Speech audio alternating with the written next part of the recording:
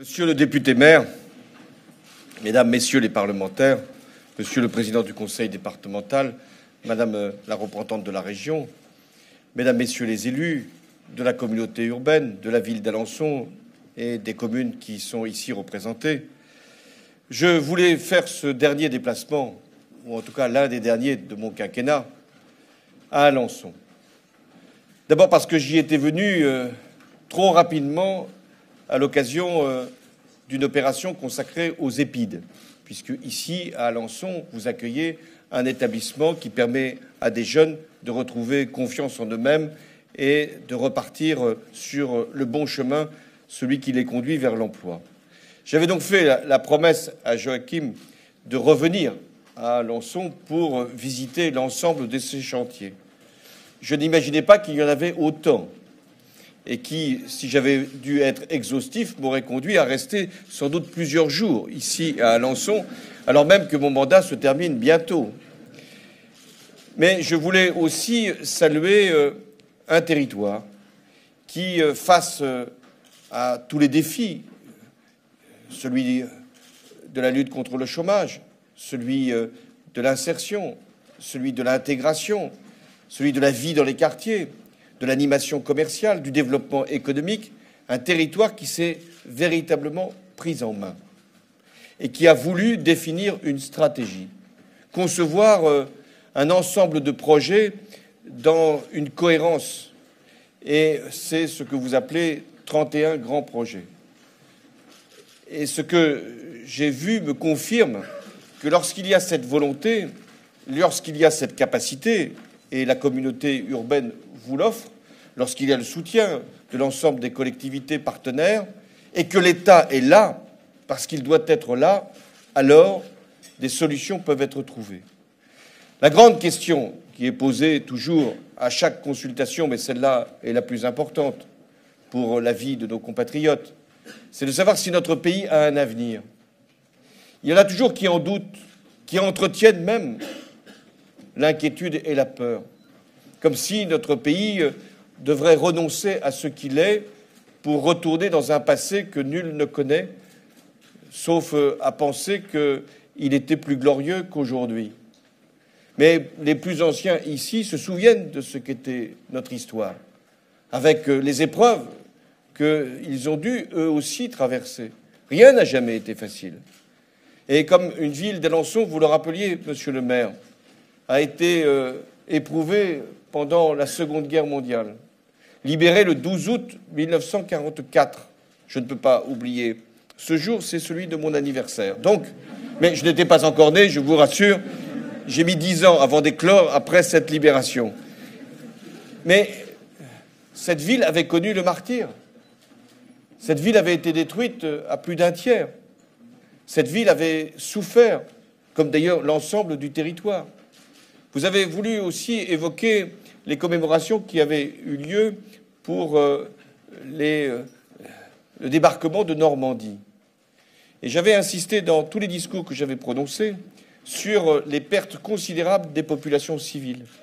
Nous parlions beaucoup des soldats qui étaient tombés pour nous libérer, mais nous avions souvent oublié que des familles entières avaient été décimées, que des villages avaient été rasés. Vous, ici, vous savez ce que sont les épreuves de la guerre et puis ensuite de la reconstruction. Alors, quand on est un territoire comme le vôtre, à l'image d'ailleurs de la France, nous devons tirer du passé tout ce qui fait leçon pour les générations futures et nous tourner résolument vers l'avenir.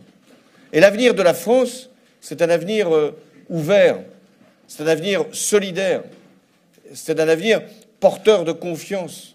Et c'est ainsi que les générations à venir pourront se projeter. Et rien ne serait pire que de vouloir nous replier sur nous-mêmes. Ce qui fait souvent la montée des extrêmes, c'est ce sentiment que nous devons vivre entre nous. Mais nous n'avons jamais, nous, la France, eu cette conception-là. Nous avons toujours fait en sorte que notre nation puisse parler au monde entier et prendre ses responsabilités. Vous avez voulu évoquer les décisions que j'ai prises pour le Mali. Beaucoup pouvaient s'interroger. Qu'allons-nous faire au Mali? C'est si loin. Est-ce que le terrorisme là-bas nous menaçait nécessairement? Si je suis intervenu au nom de la France pour que le Mali puisse être assisté par nos soldats, c'est parce que je savais que le terrorisme qui s'y répandait, qui s'y diffusait, pouvait un jour venir jusqu'ici.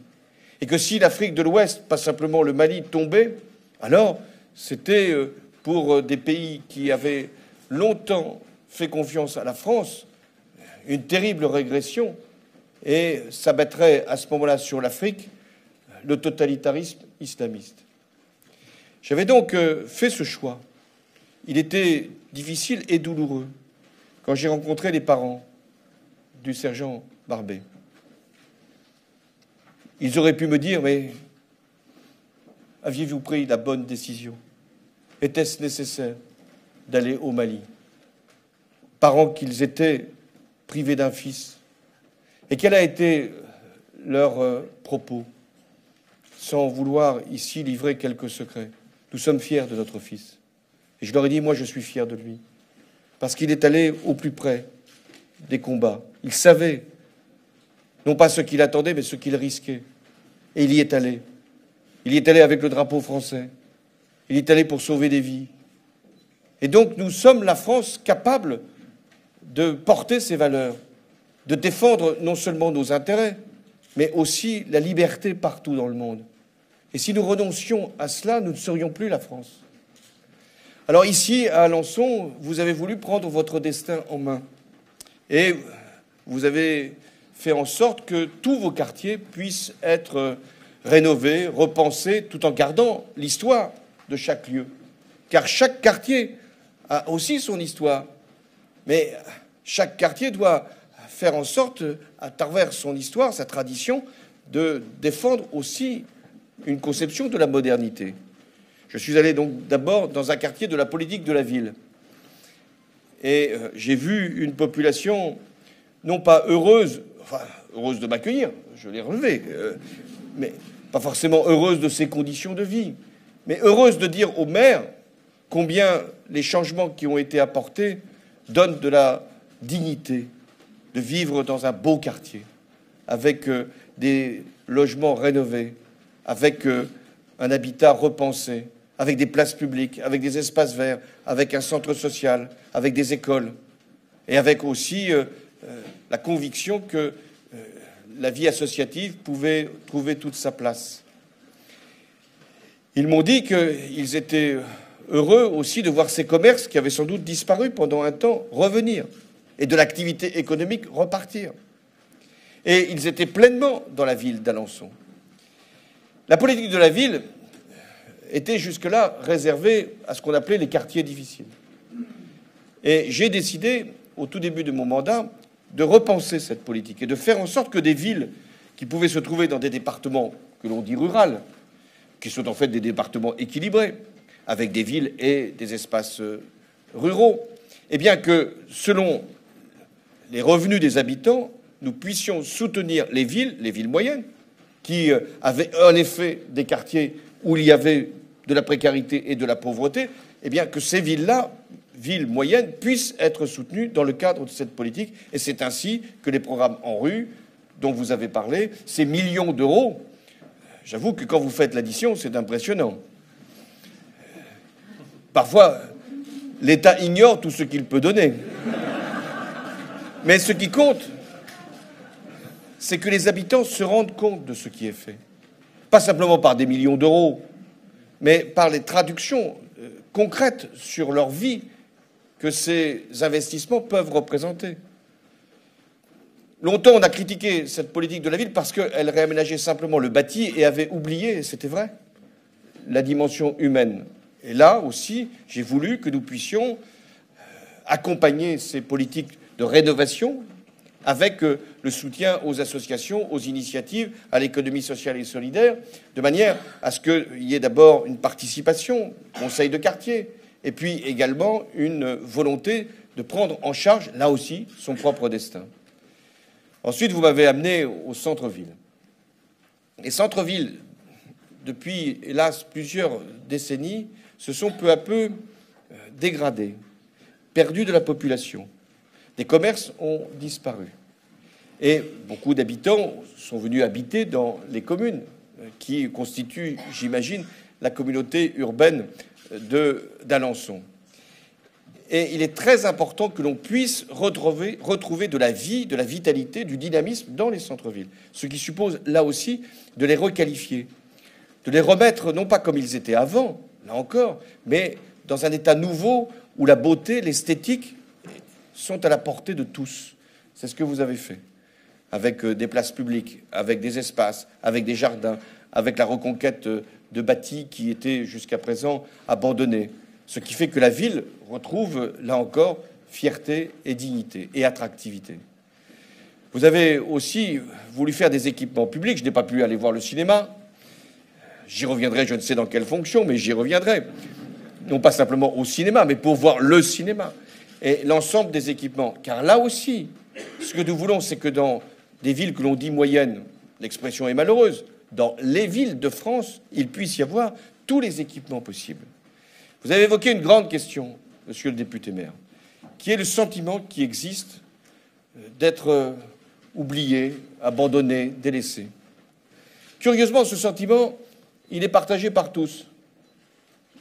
Tout le monde pense qu'il est abandonné et jalouse les territoires qui peuvent être plus urbains, plus ruraux, ce qui me conduit parfois à dire que nous devrions faire des transports de mobilité gratuite pour emmener les habitants des communes rurales dans les banlieues difficiles, pour voir ce qu'est la situation. Mais inversement, d'emmener des jeunes des quartiers dans les espaces ruraux pour voir ce qu'est le mode de vie, ce qui est aussi notre capacité à imaginer des solutions, car il y a beaucoup de solutions qui naissent dans les territoires ruraux, beaucoup d'innovations, beaucoup de vitalité, grâce aux élus notamment, qui structurent ce territoire. Moi, j'ai été longtemps l'élu d'un territoire rural, et j'ai toujours été émerveillé par cette situation que l'on nous reprochait d'avoir beaucoup de communes. Mais beaucoup de communes, ça voulait dire beaucoup de conseillers municipaux et beaucoup de bénévoles qui se dévouent tous les jours pour l'action publique. Mais il a fallu aussi que nous fassions des réformes et créer des intercommunalités qui aient la taille nécessaire. Et je veux ici défendre la réforme territoriale que nous avons engagée. Réforme territoriale dont on nous parlait depuis des années, et chacun avait son idée, c'était jamais la même. Et il se faisait que nous ne faisions rien. Et j'ai un moment pris, si je puis dire, le taureau par les cornes. Je parle ici dans une région d'élevage, donc. Et nous avons fait cette réforme territoriale. La Normandie, il y en avait deux. Il n'y en a plus qu'une. Alors, là encore, il y a ceux qui sont toujours nostalgiques, qui préféraient qu'elle soit basse, d'autres qu'elle préféraient qu'elle soit haute. Maintenant, elle est la Normandie tout entière. Et vous avez la taille, grâce à cette région, et au-delà des sensibilités politiques, la taille pour faire un certain nombre d'investissements. De la même manière, les départements, ce n'était pas facile. Moi-même, j'ai été président d'un conseil général, aujourd'hui départemental. Mais nous avions besoin d'une clarification des compétences. Et nous aurons besoin sans doute aussi d'une évolution des finances de ces départements, qui sont soumis à des contraintes multiples liées à des politiques nationales. Et nous avons aussi transformé les intercommunalités. Ici, dans l'Orne, il y en avait 29, il n'y en a plus que 14. Je parle de mémoire. Et dans tous les départements, nous avons fait en sorte que ces intercommunalités puissent avoir les structures et les financements nécessaires, sans faire perdre l'identité communale, qui se trouve d'ailleurs encore davantage affirmée dans un ensemble plus large. Donc nous avons fait ces réformes, toujours pour vous donner la possibilité d'agir, et pour que nul territoire ne se sente abandonné. Alors, il faut vaincre cette idée, parce qu'elle est malfaisante. Car quand on se sent abandonné, on abandonne la démocratie, tout simplement, en ne venant pas voter ou en votant pour l'extrême, en se disant, puisqu'ils ne s'occupent pas de nous, nous ne nous occupons plus d'eux, et rejetant ainsi tous les élus qui se dévouent pour la cause publique. Alors nous devons montrer ce que sont les services publics dans des territoires ruraux, ce que sont les écoles. Quand j'ai annoncé 60 000 postes pour l'éducation nationale, c'était en 2012, beaucoup ont souri, d'autres ont trouvé que c'était exagéré. Mais aujourd'hui, ces 60 000 postes, ils ont été créés, ils sont en place. Ce qui permet à des écoles d'être sauvées, à des classes d'être préservées, à d'autres d'avoir des taux d'encadrement meilleurs, même si dans le quartier où j'étais, on est encore à 25 ou 26 élèves par classe. Et certains professeurs trouvent que c'est encore trop. Ils n'ont pas tort quand il s'agit d'agir pour ceux qui sont les plus en difficulté. Donc, nous avons créé ces postes-là pour les territoires ruraux, bien sûr, aussi pour les quartiers difficiles, mais pour les territoires ruraux. Et si l'on supprimait demain ces postes, eh bien, ce serait d'abord dans les territoires ruraux qu'on aurait les fermetures. Et nous le savons tous. De la même manière, sur les hôpitaux, il fallait faire des réformes. Moi, je me souviens d'avoir fait des déplacements dans le département. Je n'étais pas encore président. Et c'était la grande question, qu'allaient devenir les hôpitaux. Est-ce qu'ils auraient les moyens? Ça a été difficile. Il y a eu des coopérations qui ont été mises en place. Et nous avons pu préserver les structures hospitalières. Je voudrais d'ailleurs rendre hommage au personnel qui s'y dévoue. Les maisons de santé, nous en avons créé. Elles ont été multipliées presque par 5 depuis que nous sommes en situation de responsabilité. Et ce mouvement se poursuivra nécessairement, car c'est la seule façon d'attirer des praticiens hospitaliers dans les hôpitaux avec des moyens qui peuvent être mis en commun avec la médecine de ville ou des personnels soignants de toute discipline pour qu'ils restent sur les territoires ruraux. Donc il faut dire à la population tout ce qui est fait pour qu'ils puissent prendre conscience, non pas de ce qui a été effectué, mais de ce que donne la République au territoire, et que nul ne se pense oublié. Vous avez ici, dans le département, réussi à trouver cet équilibre. Vous avez des villes, et nul ne doit jalouser les villes. Car s'il n'y a pas les villes, il ne peut pas y avoir de vitalité dans les espaces ruraux. Mais s'il n'y a pas, dans les espaces ruraux, suffisamment d'activités, et notamment les activités agricoles, qui ont beaucoup souffert, les activités artisanales, les activités industrielles, alors les villes ne pourront pas non plus vivre. Donc nous avons besoin de cet équilibre. Et je voulais ici souligner tous les instruments, mais vous les avez suffisamment développés. Contrat de ville, contrat de ruralité, maison de service public, maison de santé, ce que nous faisons avec les missions locales qui servent à tout le territoire. Alors l'État a été au rendez-vous. Et vous devez penser que l'État ne peut pas se substituer aux collectivités, ce serait d'ailleurs une faute considérable, et que nous avons besoin de collectivités qui aient les moyens d'agir, mais que l'État assure la solidarité entre les territoires et les citoyens. L'État, ce n'est pas simplement les forces régaliennes, même si nous en avons besoin, police et gendarmerie, armée. L'État, c'est aussi des mécanismes de redistribution. Et c'est vrai qu'il y a un prix à payer pour l'État, et que nous devons le consentir. La fiscalité, les cotisations, c'est aussi un élément qui assure la solidarité. Il ne faut pas en abuser, mais il faut savoir que s'il n'y a plus cette contribution à l'effort national, alors c'est la fin d'un certain nombre de services. Et c'est là que notre pays peut se dégrader. Je ne serai pas plus long, parce que je voulais surtout, à travers l'exemple d'Alençon, j'aurais pu en saisir d'autres, mais celui-là est, je crois, encore davantage une référence, compte tenu de ce que vous avez fait. 100 millions de travaux qui sont prévus dans le plan 31 grands projets. Je ne sais pas ce que l'État pourra faire dans le prochain mandat, mais je dirais à mon successeur, dans ce que j'aurai à transmettre, qu'il vaut mieux s'occuper d'Alençon aussi et prévoir tous les éléments pour accompagner. Mais ce que je voulais, c'était montrer que, à travers votre exemple, que nous pouvions donner une espérance et une stratégie à des territoires. Il en est de même pour la France. Il faut qu'il y ait toujours une espérance. Il faut toujours que nous soyons conscients de ce que nous pouvons faire ensemble, de tout ce que nous sommes capables de faire. Nous avons beaucoup de diversité. On a parlé de nos territoires. Aucun ne ressemble à un autre. Ce qui fait d'ailleurs la force de la France, c'est sa diversité. Et en même temps, nous devons prendre également conscience que nous avons besoin d'unité et de rassemblement. Je peux le dire aujourd'hui à la fin d'un mandat, car ça ne peut pas être regardé comme une prétention ou une convenance personnelle. La force de la France, c'est d'être unie. La capacité qu'a la France, quand elle est rassemblée, est immense. Tout ce qui peut la diviser est un facteur non seulement de querelle, mais un facteur d'affaiblissement. Et donc nous devons, dans ce moment si important, qui est celui d'une élection présidentielle, faire prévaloir l'unité, le rassemblement et la capacité à vivre ensemble. Je le dis pour l'esprit public, pour l'intérêt national. Je le dis aussi pour ce que doit faire la France en Europe et dans le monde. La France, pour qu'elle soit forte, elle doit être unie, mais elle doit être forte pour faire avancer l'Europe et pour prendre sa place dans le monde et régler un certain nombre de conflits, car tout ce qui se passe dans le monde a des conséquences sur la France. Et puis, il y a l'Europe. L'Europe, j'imagine, ici, dans l'Orne, quand on en parle, c'est avec plutôt esprit critique. Parce qu'on lui reproche toujours de ne pas être là où on l'attend. Et pourtant, si les agriculteurs ici, dans ce département, et je sais leurs difficultés, ont les conditions qui leur permettent encore de tenir, c'est parce qu'il y a une politique agricole commune et qu'il y a des crédits européens. Et moi, quand je me suis lancé dans la négociation sur la politique agricole commune dès 2012, je n'imaginais pas, et nous avons fait en sorte que nous puissions atteindre ce résultat, je n'imaginais pas que nous puissions préserver tous les crédits de la politique agricole commune pour la France. Et que nous puissions aussi faire en sorte que la politique agricole commune puisse être redistributive pour les éleveurs, notamment, puisque ce sont eux qui ont été jugés prioritaires, à juste raison.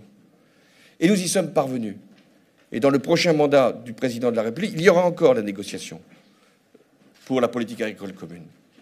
Et l'Europe, elle est aussi présente pour un certain nombre d'opérations que vous avez lancées ici, ou que la région peut également mener, car l'Europe, elle assure la solidarité entre les territoires. L'Europe, c'est aussi ce qui nous permet d'avoir une protection de nos frontières. L'Europe, c'est ce qui nous permet, ou nous permettra demain, de lutter encore davantage contre le terrorisme, ou pour assurer notre propre défense, la France en prenant l'initiative. Et sur l'euro, puisque c'est finalement un des sujets de l'élection présidentielle,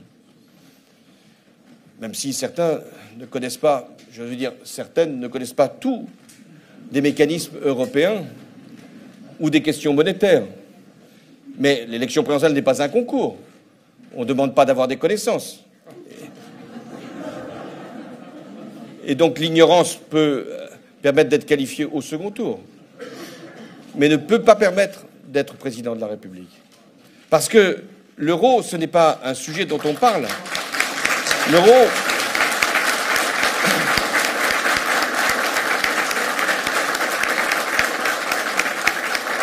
L'euro, c'est une garantie pour les épargnants. C'est une condition pour les entreprises pour exporter, pour importer, en tout cas pour faire vivre leur entreprise. L'euro, c'est aussi ce qui nous permet d'avoir une monnaie stable, des taux d'intérêt très bas, un pouvoir d'achat préservé. Et d'ailleurs, les Français le sentent, même s'ils ne sont pas tous des spécialistes. Ils sentent bien que si cette monnaie nous échappait, si nous revenions au franc, nous serions forcément plus vulnérables. Et puis, il y aurait cet abandon de ce qu'a été une construction, un effort qui a mis plusieurs générations, qui avait voulu Giscard d'Estaing, qui en avait eu l'intuition, qu'a fait François Mitterrand, puisque c'est lui qui a permis qu'il y ait l'euro, que Lionel Jospin, Jacques Chirac, lui Premier ministre, l'autre président de la République, ont pu mener à bien pour qu'il y ait le passage à l'euro. Et nous voulions ce passage à l'euro. Eh bien, ce serait finalement une régression terrible et un abandon de ce qu'était cette perspective européenne. Rien que pour cette raison. L'enjeu de l'élection, il est bien sûr en France. C'est notre avenir qui en dépend. Mais l'enjeu, il est aussi européen. Ce que nous allons faire dimanche, ça sera décisif pour nous en tant que pays. Après, il y aura d'autres élections pour déterminer la conduite du gouvernement. Mais ça va être déterminant pour l'Europe. Et lorsque je me suis rendu au dernier Conseil européen auquel j'ai participé, c'était sur le Brexit. Franchement, je préférais être parmi les 27 que du côté britannique. Car faire une séparation comme celle-là, ça va être difficile. Difficile pour les négociateurs, mais dur pour les Britanniques. Non pas parce que nous voudrions les punir, mais parce que les séparations, les divorces sont souvent douloureux et au détriment, notamment de ceux qui partent. Et donc, j'étais parmi ces 27 et ils me posaient cette question. Qu'allait-il se passer en France? Je leur dis, moi, je connais les Français. Je sais leurs convictions. Je connais leur force de caractère. Je sais qu'ils choisiront ce qui permet de faire avancer l'Europe. Et le choix que les Françaises et les Français vont faire dimanche, c'est aussi un choix européen. Et dans le monde, partout où je me déplace, c'est aussi ce qui est attendu de la France. Il y en a qui expriment des regrets, comme le maire d'Alençon, sur ce que j'aurais dû faire. Mais ce qu'ils me disent, mais qu'est-ce qui va se passer après? Ils attendent que la France puisse être toujours au rendez-vous. Au rendez-vous parce que c'est notre histoire, mais aussi au rendez-vous parce que c'est notre avenir. Voilà ce que j'étais venu vous dire comme forme de confession, puisque nous étions entre nous et que personne ne nous écoutait, sur ce que je pensais de la prochaine échéance, mais surtout ce que je voulais vous dire, la fierté que vous pouvez avoir ici, dans le département de l'Orne, d'avoir un projet territorial comme celui d'Alençon, 31 grands projets. Merci.